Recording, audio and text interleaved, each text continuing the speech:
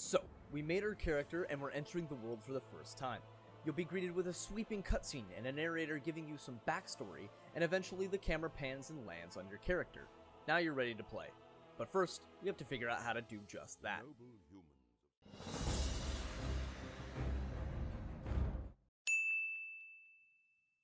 So first we have WASD movement. You guys know how that works, right? Left click and drag moves the camera. Holding control while doing that makes the camera hold in place, and right click and drag moves the camera and your character, kind of like a third-person shooter. Left clicking on things targets them, right clicking activates them. So that means if it's an enemy NPC, you'll start auto attacking them if you're in range, and if it's a friendly NPC, be it a vendor or quest NPC, you'll bring up a dialogue window. Now if we go talk to this quest NPC here, noted by the exclamation mark on his head, we'll get a well, some people like this feature and being immersed in all of that, but most people turn it off. So let's go look at the interface panel real quick by pressing escape. In fact, while we're here, there's a couple things that I suggest everybody turns on. First is instant quest text, which fixes the quest text that we saw before. Second is buff durations, which shows the time left that you have on your buffs, which are going to be shown in the top right-hand corner by your minimap. Third is the profanity filter off. Fourth is show detail tooltips, which gives you more information about your spells, abilities, and items when you hover over them. 5 is max scroll out distance, shows you how far the camera can zoom out. And 6 is NPC names, which I prefer to have on at all times. Now on to the next tab in advanced, we have show target of target, which when you target somebody, if that person or NPC can target something or someone else, it'll show you who they are looking at. And finally, we have at the top extra action bars for when you need more action bars. Right now, I'll turn on just the bottom two. Aside from interface options, another big and important set of options is your key bindings. I'll show you a picture of what my key bindings look like. Personally, I prefer them this way, but find out what works for you. Not much to explain here except for one thing, show nameplates, which is default mapped to V. It's a very important option. I suggest having this on at all times as it toggles on and off a very nice health bar indicator above your enemy's head. You can also show this for allies as well by pressing Ctrl V. Okay, now we have the settings and stuff out of the way. So you're clicking on these NPCs and you'll see their portrait come up in the top left-hand corner of your screen. First, you'll see your portrait, which is always there with your face, level, name, health, and whatever resource your class has. Most classes have mana, but today we are a warrior, so we use rage instead. The NPCs have the same thing, but you'll notice at some point that if we target an enemy, the color of their level will change. Yellow means it's within 2 levels of you, so a fair fight. Green means it's at least 3 levels below your range, so it should be an easy fight, but it still gives you XP and reputation. Gray means that it's much lower level than you, so the fight is trivial and it gives no XP or reputation. If the mob is 3 or 4 levels higher than you, their level will be orange, meaning the fight is probably very difficult depending on your class, gear, and of course skill, but it still rewards better XP than say a yellow mob. Mobs that are 5 to 9 levels higher than you are red mobs, which are extremely hard to kill. These guys actually don't give you more XP than say an orange mob, so they really aren't worth the added effort. And then there are skull mobs, which means 10 or more levels above you, basically an impossible fight. Now this difficulty isn't because they have a lot of health, or they deal a lot of damage necessarily, but mostly because the higher level your opponent is, the more likely you are to miss or have your spells resisted. Likewise, the lower level they are, the easier they are to hit or to land spells on. On top of all of this, there are also rare, elite, and rare elite mobs. Rare has a silver dragon portrait, elites have gold winged dragon portraits, and rare elites have a silver winged dragon portrait. Now, elite and rare elite mobs have the same chance to hit and be hit as normal mobs of their same level, but they have much more health and deal much more damage. They are often taken on by groups. Now, before you go running in and attacking, you'll notice that some mobs have yellow nameplates, whereas others have red. Yellow means that it is a neutral mob, meaning that it will only attack you if you attack it. And red means that it is hostile, meaning that it has what is called an aggro radius. If you get within a certain distance of the mob, it will automatically start attacking you. Now, this radius is often bigger if you are lower level than the mob, and smaller if you're higher level.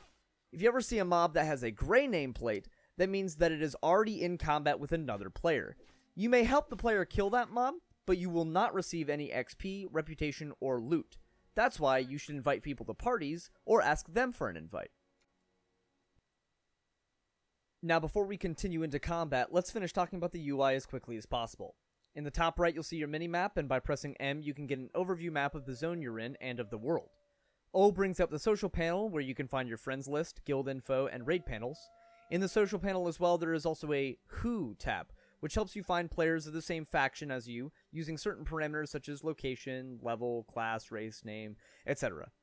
P brings up your spellbook, which we'll talk about more in just a moment. N brings up your talent tree, which is available at level 10, but seeing as we aren't level 10, I guess we'll have to talk about that when we get there. Pressing C brings up your character sheet, which shows you your equipped gear and your stats. Hovering over the stats will give you a reminder of what these stats do for your character. At some point, we'll break down what all these stats mean and their implications, but again, that's for another time. This panel also has some tabs at the bottom. Skills, which shows you the level of your professions and weapon skills. Reputation, which shows you the level of your reputation with certain factions. And Honor, which is essentially your PvP panel. Pressing L will bring up one of the most important windows, your quest log, which is where you can view the quests that you've acquired.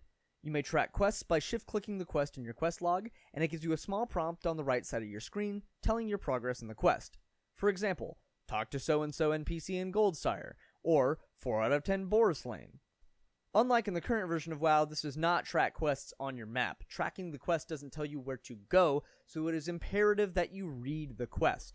I know some people may find this obnoxious or dated, but this is one of the things that, without a doubt, makes the game feel so alive and makes quests feel more like quests and not just laundry lists. Most of the time, at least, I'll say. Plus, their descriptions aren't even that long. You can skim the quest text and you'll find out where to go. Pro tip, usually they'll give you a cardinal direction in the last paragraph. And if you're ever truly lost, and believe me, you will be at some point, there are plenty of online resources at your disposal to help you out and point you in the right direction.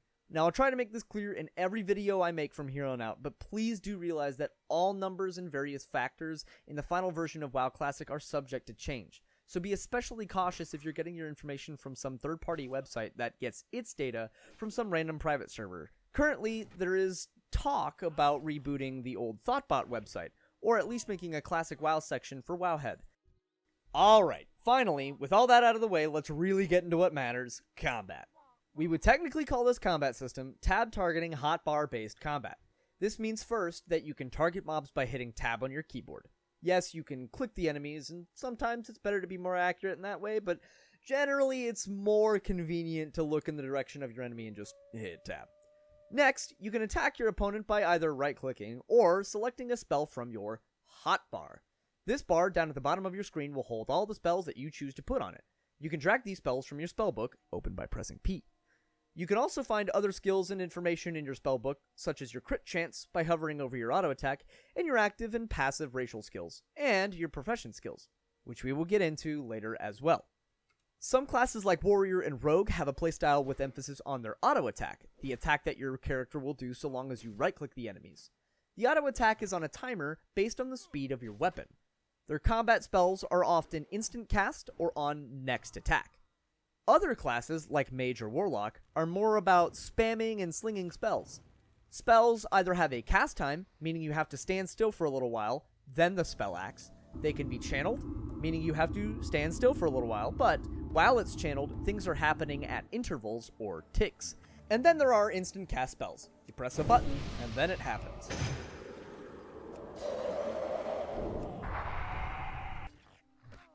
Now, one of the other purposes of these videos is that I want people to know what they're getting into before they play Classic WoW.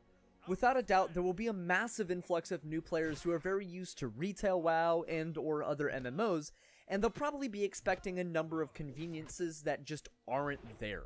I feel like this will be the leading cause for a big drop-off in subscribers in the first month or two. For example, earlier we talked about the quest logs. We're sacrificing convenience to give the game more depth, and to make you feel more invested and therefore more involved.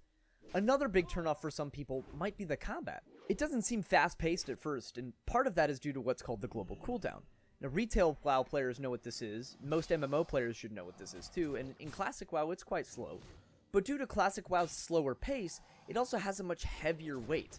Every spell you cast and every auto attack you make is much more important, and the combat, especially in group scenarios, feels much more tactical rather than feeling like a hack and slash game.